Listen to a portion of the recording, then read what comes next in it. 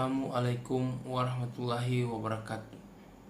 Melanjutkan pembahasan kita sebelumnya, yaitu beberapa cara untuk menjadi kaya. Sebelumnya kita membahas tentang belajar mengelola uang dengan baik. Di sini kita akan lanjut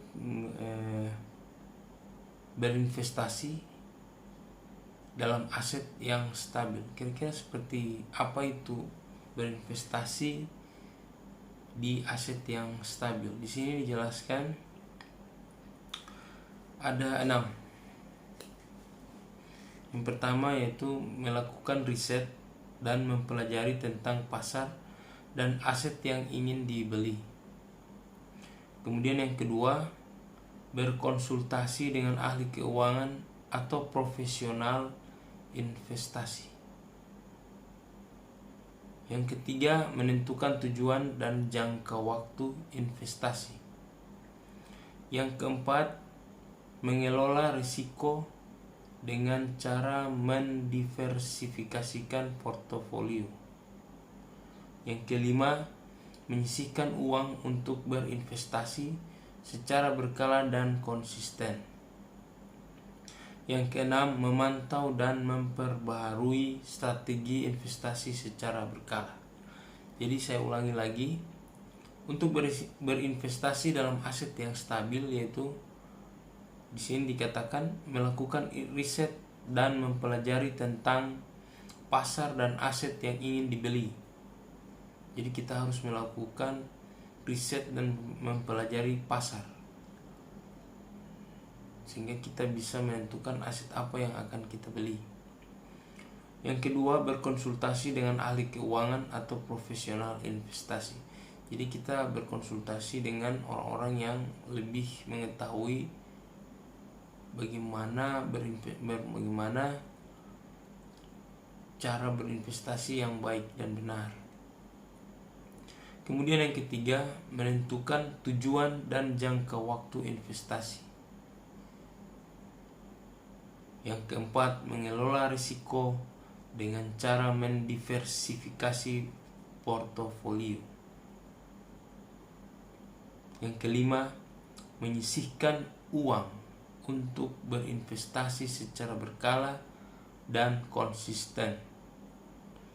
Serta yang terakhir, memantau dan memperbaharui strategi investasi secara berkala. Jadi kita pantau dan kita perbaharui investasi kita yang kemarin misalnya ada yang gagal atau ada yang kurang baik, ya kita perbaharui di yang akan datang, seperti itu. Oke, kita akan lebih masuk lagi ke dalamnya. Berinvestasi itu di sini untuk berinvestasi. Untuk berinvestasi,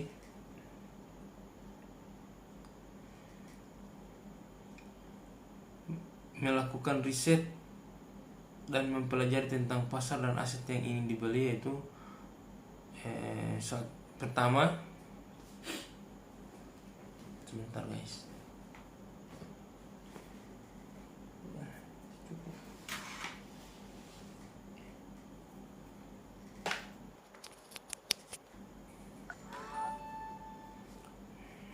Pertama, mencari informasi tentang perusahaan, industri, dan ekonomi secara umum. Mencari informasi tentang perusahaan, industri, dan ekonomi secara umum. Yang kedua, mempelajari laporan keuangan dan prospektus perusahaan. Yang ketiga, mengikuti berita dan analisis pasar. Yang keempat, membandingkan potensi dan risiko dari berbagai jenis investasi. Yang kelima, berkonsultasi dengan profesional keuangan atau pakar investasi. Sekali lagi di sini disarankan berkonsultasi dengan profesional keuangan atau pakar investasi jika kita masih pemula. Dan yang keenam, memperhatikan tren dan perubahan dalam pasar dan industri. Yang ketujuh, melakukan riset dan mempelajari tentang pasar dan aset yang ingin dibeli adalah hal yang paling penting untuk memastikan pilihan investasi yang tepat dan meminimalisir risiko. Kemudian yang kedua, berkonsultasi dengan ahli keuangan atau profesional investasi. Berkonsultasi dengan ahli keuangan atau profesional investasi merupakan hal yang paling bijak dan dapat membantu dalam membuat keputusan investasi yang tepat. Beberapa manfaat dari berkonsultasi dengan ahli keuangan atau profesional investasi yaitu pertama, mendapatkan saran dan rekomendasi dari pakar dalam bidang terkait, memahami potensi dan risiko dari berbagai jenis investasi. Yang ketiga, memperoleh informasi dan analisis tentang pasar dan aset yang ingin dibeli. Yang keempat, mendapatkan bantuan dalam mengelola dan memantau portofolio investasi. Yang kelima, memperoleh bantuan dalam mencapai tujuan keuangan jangka panjang. Yang keenam, pastikan untuk memilih ahli keuangan atau profesional investasi yang kredibel dan memiliki pengalaman dan reputasi yang baik. Yang ketiga,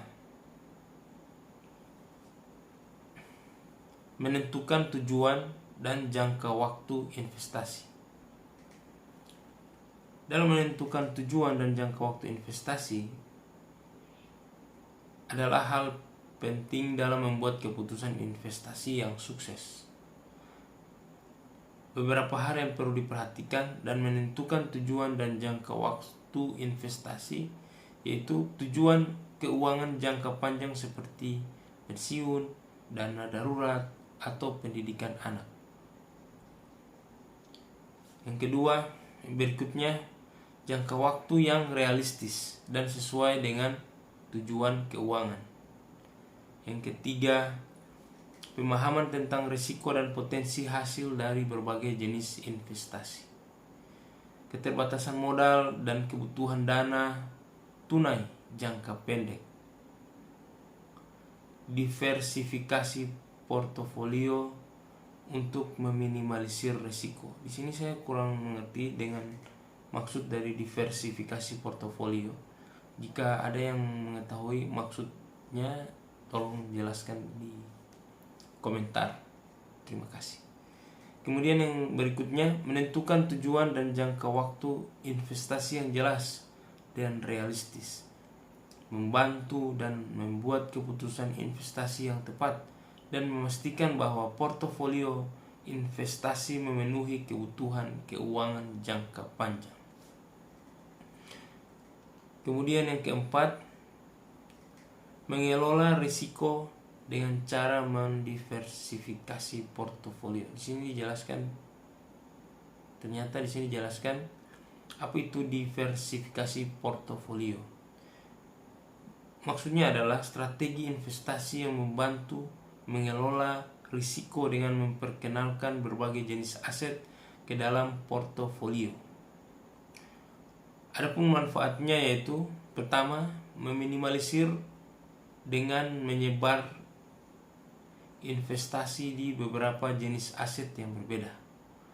Berikutnya, mengurangi dampak potensi dari penurunan nilai pada aset tunggal. Memperkuat portofolio dan meningkatkan hasil akhir. Membantu mencapai tujuan keuangan jangka panjang dengan mengelola risiko secara efektif. Diversifikasi portofolio tidak menjamin hasil positif, namun dapat membantu dalam mengelola risiko dan mempertahankan stabilitas portofolio dalam jangka panjang.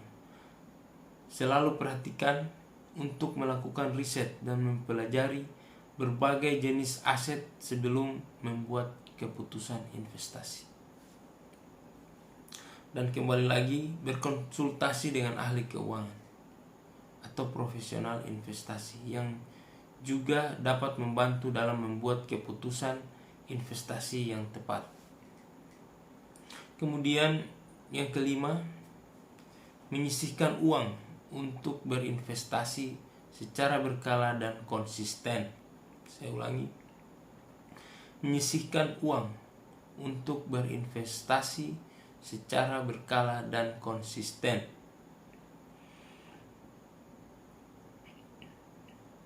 Ini merupakan satu cara efektif untuk membangun kekayaan dalam jangka panjang. Jadi untuk menjadi kaya itu butuh waktu dan proses.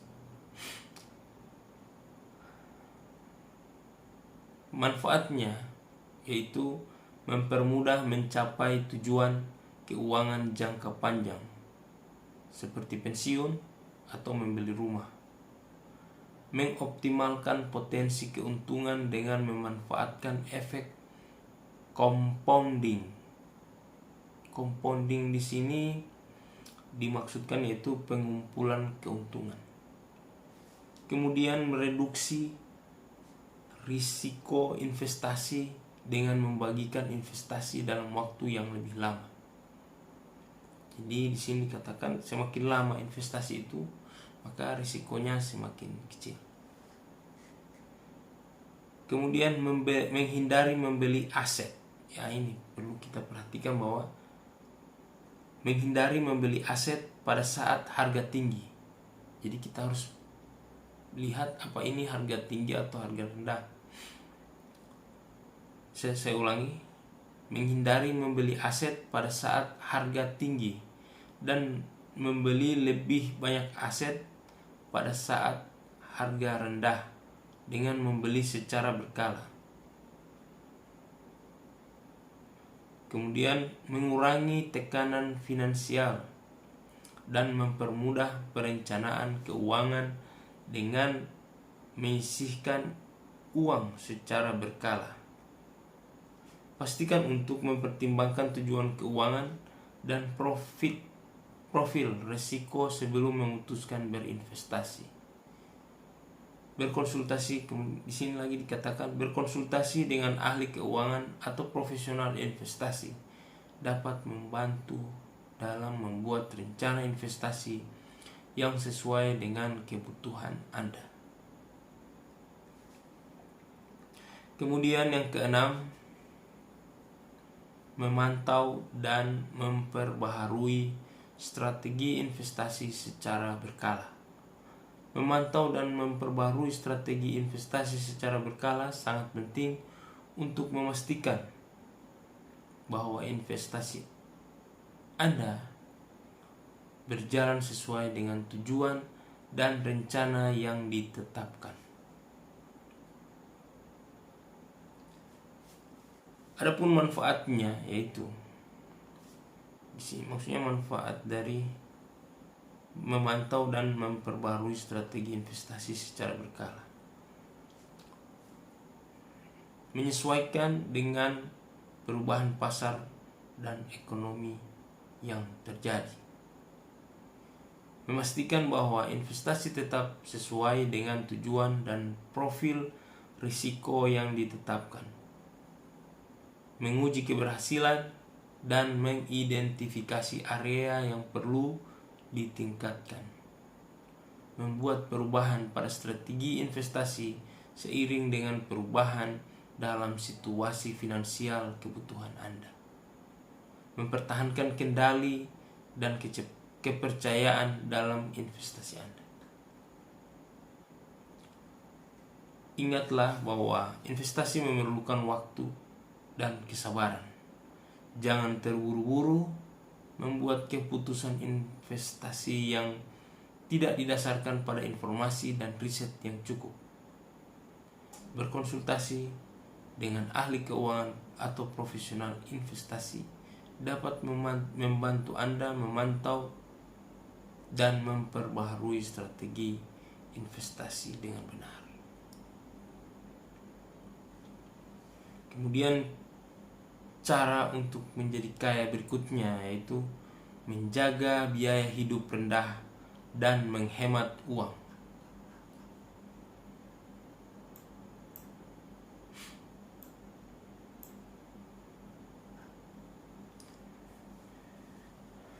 Di sini stepnya yaitu pertama, menghindari belanja yang tidak perlu. Yang kedua, mencari diskon dan penawaran spesial. Yang ketiga, menyediakan makanan sendiri daripada makan di luar. Yang keempat, berbelanja bahan makanan dengan bijak dan membeli produk yang berkualitas. Yang kelima, menghindari membeli barang baru yang tidak dibutuhkan.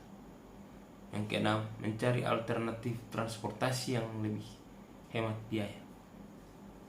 Jadi di sini yang ketiga yaitu cara untuk menjadi kaya, yaitu menjaga hidup rendah, menjaga biaya hidup rendah dan menghemat uang. Di sini dijelaskan menghindari belanja yang tidak perlu. Jadi hindari belanja yang tidak perlu. Yang kedua, mencari diskon dan penawaran spesial. Yang ketiga, menyediakan makanan sendiri daripada makan di luar. Yang keempat, berbelanja bahan makanan dengan bijak dan membeli produk berkualitas. Yang kelima, menghindari membeli barang baru yang tidak dibutuhkan. Yang keenam, mencari alternatif transportasi yang lebih hemat biaya. Oke, kita bahas satu persatu lagi. Menghindari belanja yang tidak perlu. Menghindari belanja yang tidak perlu. Di sini dikatakan bahwa menghindari biaya tidak perlu matang 10.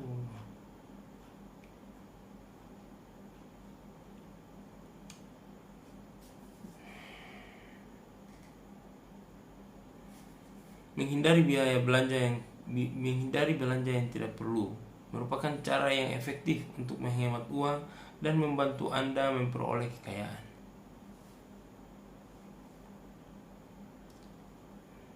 Ada di sini dijelaskan tips untuk menghindari belanja yang tidak perlu.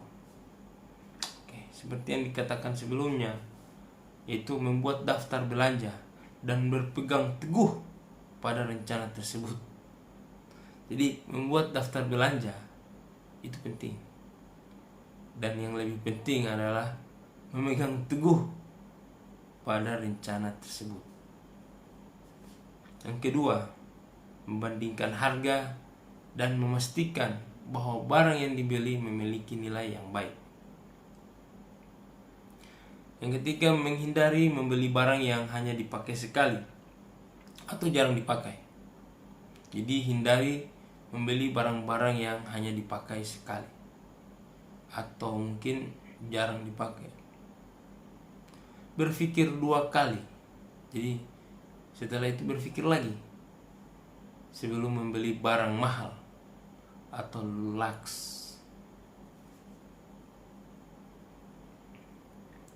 Menghindari membeli barang secara impulsif dan membuat keputusan belanja dengan bijak.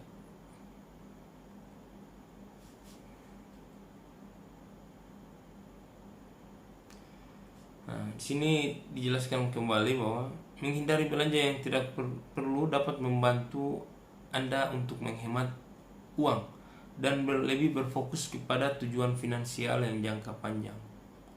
Konsisten dan mengikuti praktik ini akan membantu Anda memperoleh kekayaan dan mencapai tujuan keuangan yang ditetapkan. Kemudian yang kedua, mencari diskon dan penawaran spesial.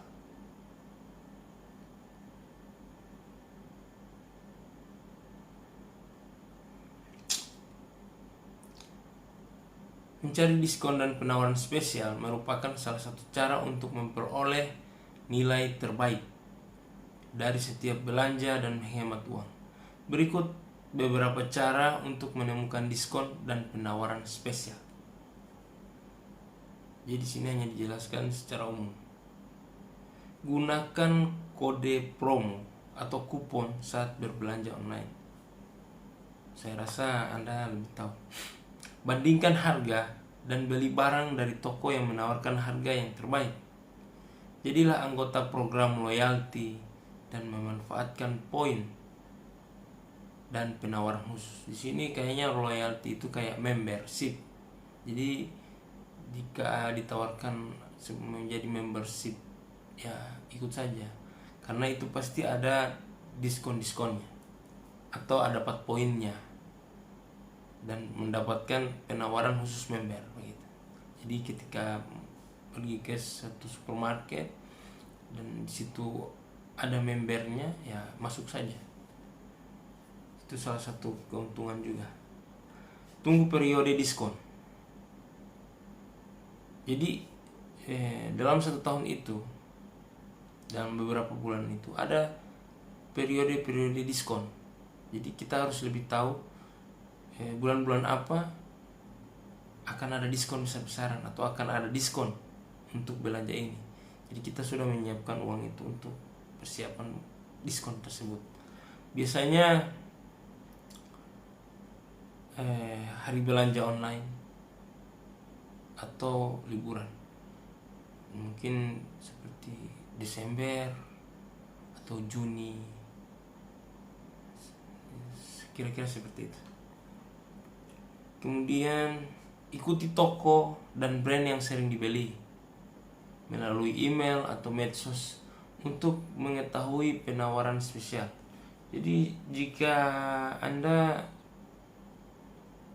memiliki brand yang sering Anda beli, ada baiknya Anda mengikutinya melalui email atau medsos sehingga kita bisa mengetahui ada kapan ada penawaran-penawaran spesial, sehingga kita lebih mendapatkannya lebih murah lagi. Mencari diskon dan penawaran spesial dapat membantu Anda memperoleh nilai terbaik dari setiap belanja dan menghemat uang. Hal ini penting untuk memastikan bahwa Anda tidak membelanjakan lebih dari yang Anda bisa. Kemudian yang ketiga yaitu menyediakan makanan sendiri daripada makan di luar. Jadi makan di luar itu bisa membuat kita miskin. Yaitu menyediakan makanan sendiri daripada makan di luar adalah cara yang efektif. Di sini dijelaskan bahwa itu merupakan sebuah cara yang efektif untuk menghemat uang dan mengontrol asupan makanan Anda. Jadi jika Anda memasak makanan sendiri, Anda lebih mengetahui, selain dia lebih menghemat uang, di situ Anda lebih mengetahui apa yang Anda makan. Gitu. Jadi Anda bisa mengontrol kesehatan Anda sendiri. Jadi makanan sendiri itu lebih sehat daripada makan di luar, karena kita tidak tahu apa yang ada di luar. Dan intinya makanan buatan sendiri itu lebih hemat.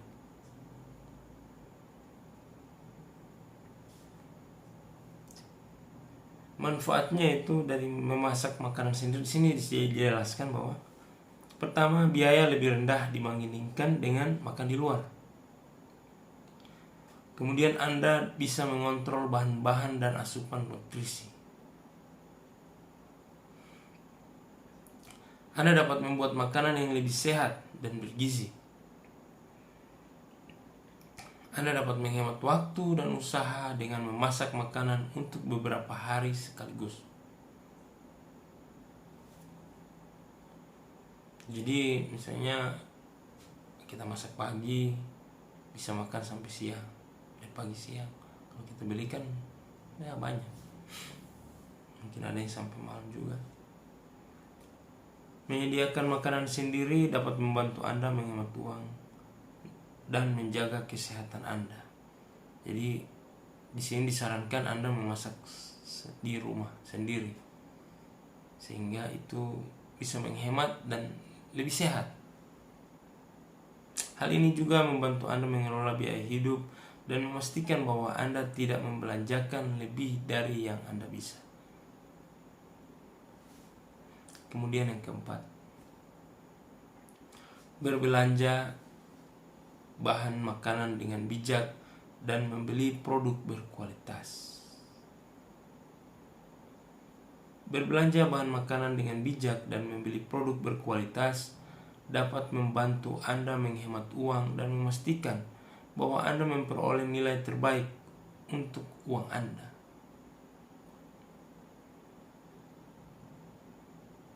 Beberapa tips berikut yang disarankan untuk berbelanja bahan makanan dengan bijak.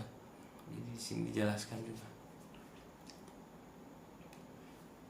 Seperti dikatakan sebelumnya, buat daftar belanja sebelum berbelanja. Sekali lagi, buat daftar belanja sebelum berbelanja. Oke, buat daftar belanja guys. Jadi kita tidak datang saja ini. Akhirnya pas pulang, malah yang perlu tidak terbeli, malah yang tidak perlu terbeli. Makanya kita harus membuat daftar belanja, ya. Bandingkan harga dari berbagai toko dan beli produk dalam jumlah besar jika harganya lebih murah. Oke, saya ulangi. Bandingkan harga di berbagai toko dan beli produk dalam jumlah besar jika harganya lebih murah. Yang ketiga, cari diskon, penawaran spesial dan kupon. Seperti yang dijelaskan sebelumnya. Beli produk segar daripada produk olahan. Belilah produk yang segar daripada produk olahan. Beli produk musiman yang harganya lebih murah. Dengan belanja bahan makanan dengan bijak, Anda dapat menghemat uang dan memastikan bahwa Anda memperoleh produk kualitas yang dapat membantu Anda memasak makanan yang lezat sebelumnya. Kemudian yang kelima, menghindari membeli barang baru yang tidak diperlukan. Jadi hindari membeli barang-barang yang baru dan tidak diperlukan. Biasanya baru itu mahal dari yang second. Sudah baru tidak diperlukan lagi. Oke. Menghindari membeli barang baru yang tidak dibutuhkan adalah suatu cara efektif untuk mengendalikan pengeluaran dan menabung lebih banyak uang. Ini termasuk dalam daftar pembelian sebelum berbelanja. Membandingkan harga dari berbagai toko dan berpikir 2 kali tentang kebutuhan sebenarnya untuk suatu barang sebelum membelinya. Ini juga dapat berarti mempertimbangkan alternatif seperti meminjam barang atau membeli barang bekas yang masih layak dipakai dan lebih murah daripada barang baru. Jadi disarankan meminjam atau membeli barang bekas. Tapi saya lebih mending beli barang bekas daripada meminjam, ya kan. Nanti susah mengembalikannya. Oke, yang keenam, mencari alternatif transportasi yang lebih hemat biaya. Jadi sini dijelaskan mencari alternatif transportasi yang lebih hemat biaya adalah salah satu cara efektif untuk menghemat uang. Ini termasuk mempertimbangkan untuk berjalan kaki, bersepeda untuk jarak yang pendek. Jadi sekalian sehatlah. Jadi jika jarak yang akan kita tempuh itu tidak terlalu jauh, disarankan jalan kaki atau bersepeda. Sekalian kita olahraga, ya kan? Jadi di sini kita bisa kaya dan sehat sebenarnya di ajaran ini. Menggunakan transportasi umum seperti bis, mikro juga bisa. Kan sudah ada bis yang ada di sini. untuk di luar Gorontalo ada kereta bawah tanah, ada kereta, atau bergabung dengan carpooling. Carpooling ini apa ya?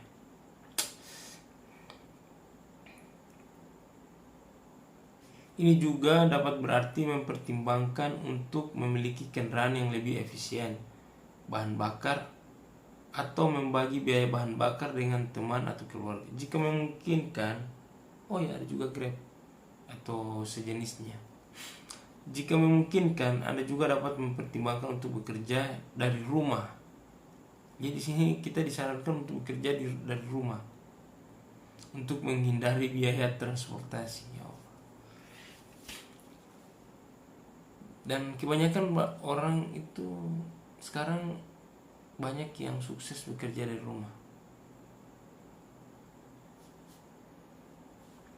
Oke, sekian dulu hari ini. Next kita akan lanjut lagi di pembahasan selanjutnya, yaitu di sini bagian 4-nya, cara untuk menjadi kaya itu berhenti berhutang dan membayar hutang Anda. Next. Oke, sekian dari saya. Wassalamualaikum warahmatullahi wabarakatuh. See you, bye bye and thank you. Oh iya, jangan lupa subscribe, like, dan share ya kalau bermanfaat untuk Anda.